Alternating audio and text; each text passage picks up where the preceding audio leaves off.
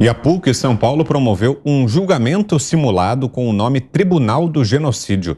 Realizado ontem no Teatro da Universidade, a sessão, que contou com a participação do líder do Movimento dos Trabalhadores Sem Terra e outros ativistas, durou quase 4 horas e condenou Jair Bolsonaro. Para eles, o presidente teria praticado 5 crimes: violações contra a humanidade, genocídio, epidemia, infração de medida sanitária preventiva e charlatanismo. A iniciativa teve apoio da reitoria da universidade. A ex-procuradora Débora Duprá foi a responsável por acusar Bolsonaro na sessão. Em janeiro, Duprá enviou uma denúncia contra o presidente Jair Bolsonaro, para a Procuradoria-Geral da República por crimes na pandemia. A ação foi arquivada. Zé. Esta história de um grupo do MST, do Movimento Sem Terra e desse pessoal da esquerda em fazer um tribunal e condenar o presidente Jair Bolsonaro pode significar uma destas cicatrizes de guerra que a gente tem orgulho de mostrar. É uma condenação que orgulha qualquer currículo. Essas pessoas não têm muito o que fazer, a não ser exatamente jogar pedras. Nós estamos vivendo um momento ali, perto do final de uma pandemia, em que seria preciso unir o Brasil, unificar, defender o país. É isso mesmo, para reaquecer a economia, e isso precisa de bom senso. Esses que fizeram este julgamento fake do presidente Jair Bolsonaro não têm absolutamente nenhum sentimento do que é pátria e do que é bem-estar. O que eles querem é atrapalhar e fazer a política da terra arrasada.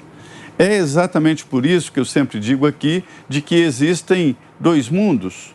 Um que foi pregado e que algumas pessoas acreditam, inclusive no exterior, de que o Brasil vive numa espécie de ditadura de um governo militar e que aqui nós colocamos fogo na floresta para criar boi e queimamos o cerrado para plantar soja. Isso não é verdade, isso não é real no mundo que existe, mas no mundo do faz de conta é assim que eles pensam. E isso acaba atrapalhando a imagem do Brasil. Hoje, a reputação de um produto é tão importante quanto o próprio produto. Já não podemos mais dissociar a reputação de um país e do produtor da consequente produção e venda. Eu nunca vi, pode até acontecer, um americano sair pelo mundo falando mal dos Estados Unidos, um francês falando mal da França e um inglês falando mal ali da Inglaterra. Então, assim, não é possível que brasileiros preguem contra o país e que possam fazer a imagem cair e atrapalhar os negócios do Brasil no exterior. Sabe por que a França está atacando o Brasil? Que o presidente francês fica questionando e levantando inverdades com apoio de alguns brasileiros? Porque lá ele sofre a pressão interna de que o Brasil é um país competitivo na área agropecuária e os produtores rurais da França fazem essa pressão porque entendem exatamente qual é o recado para o mercado internacional. Aqui não, os próprios brasileiros, quando tentam atingir o presidente Jair Bolsonaro, acabam colocando fogo no Brasil. Eles, sim, são os verdadeiros incendiários. Ana. Olha, Vitor, vergonha alheia, né, isso? Porque um tribunal fake, né, um sentimento fake, uma oposição fake, ditadura fake, infelizmente nós não temos uma oposição madura no Brasil, propositiva, que discuta, sim, erros do governo, que discuta erros do executivo, do presidente Jair Bolsonaro e que proponha.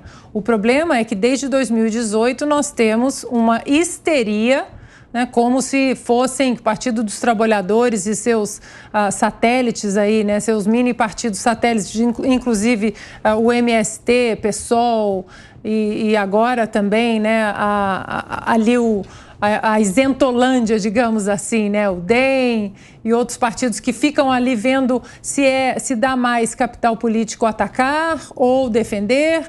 Isso tudo aí, infelizmente, nós vamos levar até 2022. É a mesma coisa que vamos fazer um tribunal, então, da Copa, né? Com o Brasil e a Alemanha. Fizemos um julgamento, Vitor, e decidimos que o Brasil ganhou de 1-0 e o nosso goleiro defendeu 7 gols da Alemanha. Seria bom, né? Diga, Cris. Eu vou deixar a nossa audiência revoltada aqui agora, mas vou falar sobre os integrantes desse Tribunal do Genocídio, muito entre aspas aqui. Então eram 7, né? O ex-ministro da Saúde no governo Dilma, Arthur Chioro, o Frei Davi dos Santos, do movimento Educafro, o ativista indígena Edson Caiapó, o líder do MST, João Pedro Stedley, que a gente já falou, a ativista feminista e LGBT Luana Hansen, a professora de Direitos Humanos da PUC, Lucinéia Rosa dos Santos, e Sheila de Carvalho, que é uma advogada que em 2020 recebeu um prêmio concedido pela ONU, naqueles eventos da ONU bastante questionáveis também. Imagina esses 7 aqui discorrendo todo tipo de impropério contra o presidente Bolsonaro. O ex-ministro da Saúde da Dilma, Arthur Chioro, por exemplo, citou sucateamento do SUS, como se a culpa fosse do atual governo, né? O SUS nunca teve problema, ele começou a ter problema quando o coronavírus aportou por aqui. Citou o fim de programas do Ministério da Saúde como Mais Médicos, só esqueceu de dizer que foi o ditador de Cuba que suspendeu o Mais Médicos, lembra? Morrendo de medo, tão logo o presidente Bolsonaro venceu as eleições ainda antes que ele assumisse, morrendo de medo que o novo governo brasileiro descobrisse a falcatrua que era aquele programa, que trouxe benefícios. Sim, os médicos eram esforçados e trouxeram benefícios para os rincões do país, mas eles eram explorados. O nosso dinheiro brasileiro, do nosso pagador de impostos, pagos por nós, foi não para os médicos que efetivamente trabalharam, mas para a ditadura cubana, tanto que está lá a míngua, depois que saiu rapidinho do Brasil com medo que a falcatrua fosse descoberta. Citou aqui, né, que sucateou o SUS e acabou com programas como Mais Médicos. Isso para chegar na acusação atual que eles faziam a respeito da pandemia. Falou que o governo adotou medidas ineficazes de combate ao coronavírus. Engraçado é que eles não apontam até hoje quais são as medidas eficazes. E jamais lembram que quem adotou medidas, todas as medidas de combate ao coronavírus, foram governadores e prefeitos a mando do STF. Ao governo federal e ao presidente da República couberam apenas os repasses de dinheiro, que, aliás, foi desviado em muitos estados, inclusive nos estados governados por petistas e por outros esquerdistas. Atribuiu ao Bolsonaro a culpa pela diminuição na expectativa de vida dos brasileiros e pelo sofrimento das pessoas que terão de conviver com sequelas da Covid.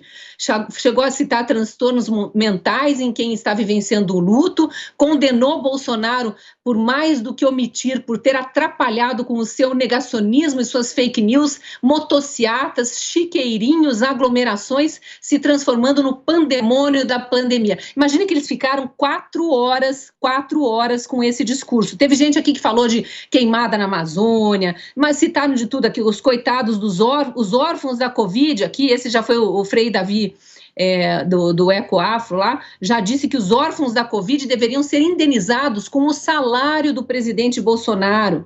O ativista indígena Edson Caiapó associou as mortes de indígenas durante a pandemia a um projeto histórico de genocídio que vem desde a colonização portuguesa. Olha o nível desse tribunal. Se era para supostamente treinar ali estudantes de direito para futuros tribunais de júri efetivos, fizeram um péssimo ensinamento, deram um péssimo exemplo. Um exemplo de como não se julgar uma pessoa. Bom, só para resumir, esse evento aí, esse tribunal, começou com um vídeo do senador Randolph Rodrigues falando sobre os crimes descobertos pela CPI. Então, nada mais a dizer.